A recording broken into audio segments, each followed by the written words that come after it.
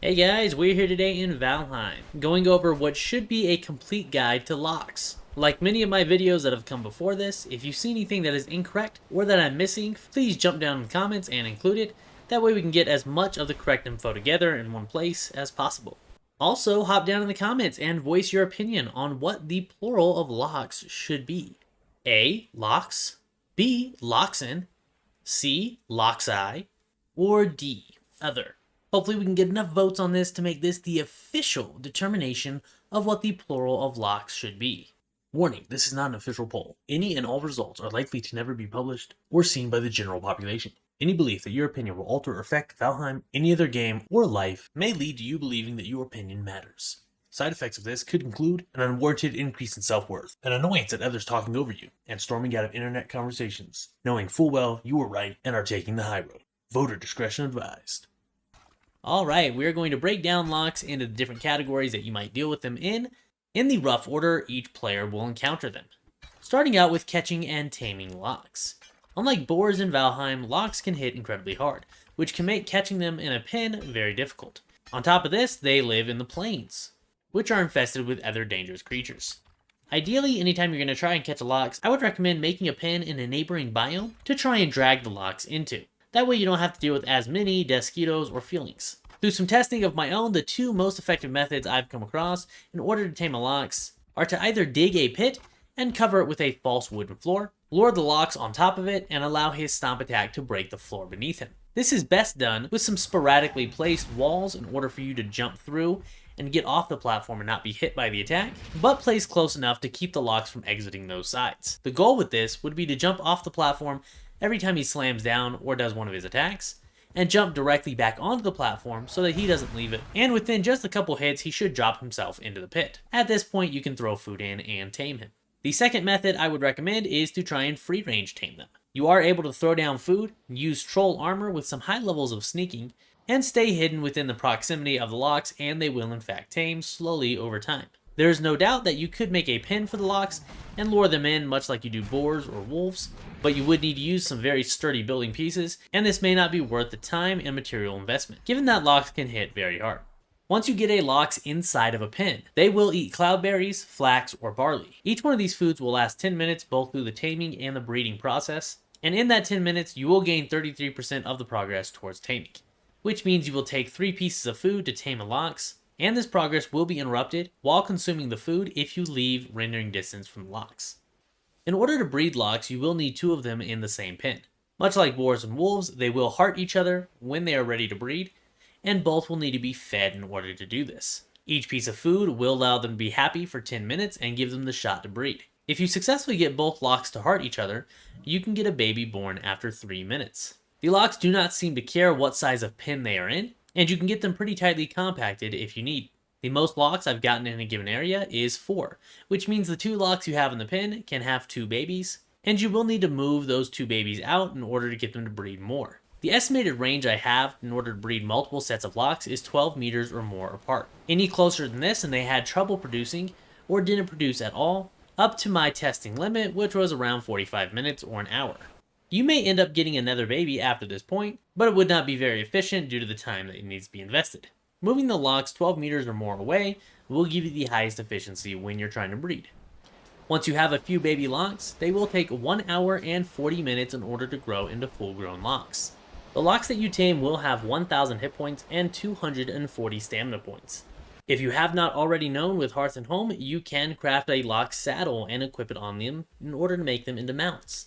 The stamina drain of your lox while sprinting on it is 1 stamina point every second. This means that you can sprint on a lox with 0 riding skill for 240 seconds.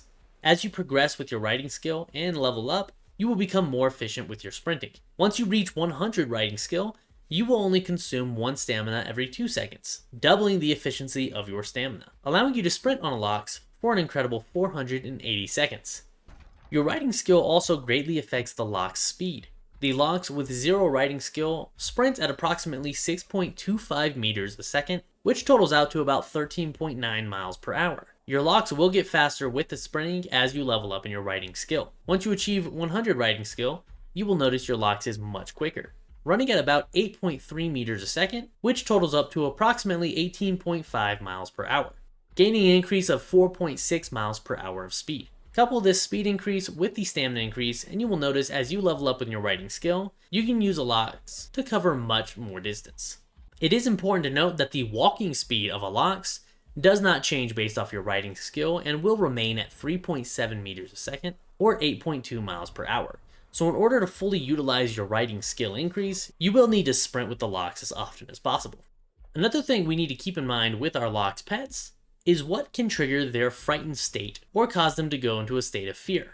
Due to the fact that they hit so hard, the Lox will have no issues defending itself and kill most things in one hit. However, this does include some of your building pieces. If you have them in a pen and allow an enemy to get close, they could destroy some of your base. The Lox would become alert and start noticing things in its vicinity at about 4 meters of range. But the Lox did not engage with anything I tested until it got to 2 meters of range. So if you gave yourself a slight buffer around your Lox pin of about 4 to 6 meters, they should be plenty safe, and so should your base. It's also important to note, unlike wolves, they will fight other creatures from their natural habitat, including Deathsquitos, Fueling, and the new growth monsters. They will not, however, fight other Lox. Another important thing to think about with your Lox is transporting them. Due to the Lox saddle, it is much nicer to transport a Lox as opposed to a boar, but there are still complications if you are taming them across an ocean. Obviously, Lox can be ridden to anywhere on the same land, but larger distances could pose complication. The Lox can swim, and it will drain their stamina over time, but once the Lox stamina drains completely, they will begin drowning. It does not seem there's any way to regenerate the Lox's stamina while in the water, which means you could leave your Lox stranded for death if you try to cross a body of water that is too large.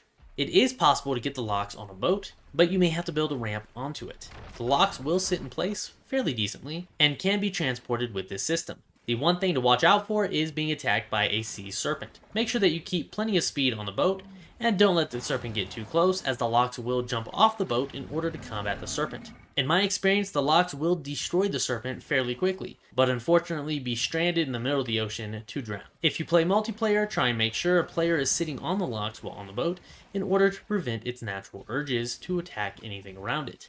Now you may have noticed if you have a Lox already that they have 0 storage space, which may lead you to wonder what is the actual use for a Lox if you do not need the increased run speed. Well, clearly you can run a Lox farm for their meat and their hide, and you would gain 4 Lox meat and 2 hide for each Lox you kill. They don't have as quick of turnaround or as high of production as the other pets in the game, but Lox meat can be fairly valuable. On top of this, there does seem to be a system in the game where you can over-encumber your own character and ride a Lox in order to carry heavy amounts of weight without any loss in speed. Your Lox is not affected by the weight or the encumbrance of your character and can move at full speed and full sprint, although you are over-encumbered. You can utilize this to essentially replace the cart if you have enough inventory slots. The last thing I want to point out is at the time, there does not seem to be any 1-star or 2-star Lox in the game. However, these can be spawned with the dev commands, which means they're clearly in the system. If at any point someone comes across one of these or you decide to use the dev commands, the increases for the 1-star Lox over the basic is an extra 1,000 hit points, and it will double the meat production and the hide production, dropping 8 meat and 4 hide. The 2-star Lox would get a 2,000 hit point increase over the basic Lox and give it 3,000 hit points, and it would quadruple the production of the basic and double the production of the 1-star by dropping 16 meat and 8 hide. An important thing to note with these is that the increased star of Lox do not gain any more stamina or any more speed over the basic Lox, which means they do not have any major improvements in terms of being a mount. Hopefully this video covered all the things that you need to know with a Lox in order to get your Lox farm rolling or to get that mount friend that you need. Let me know down in the comments what your experience has been with the Lox mount, if it has been worth it, or if you haven't gotten to that point yet. Thanks for watching, I will see you next time.